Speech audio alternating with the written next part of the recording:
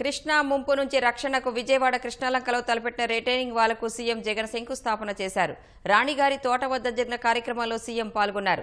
సంప్రదాయబద్ధంగా కార్యక్రమం నిర్వహించగా CM remote ద్వారా శిలా ఫలకాన్ని ఆవిష్కరించారు. ఈ సందర్భంగా నిర్మాణం జరిగే తీరు, ప్రజలకు కలిగే ఉపయోగం గురించి సీఎంకు అధికారులు వివరించారు. 125 కోట్ల రూపాయల ఖర్చుతో 1.5 కిలోమీటర్ల పొడవున రిటైనింగ్ వాల్ను నిర్మించనున్నారు.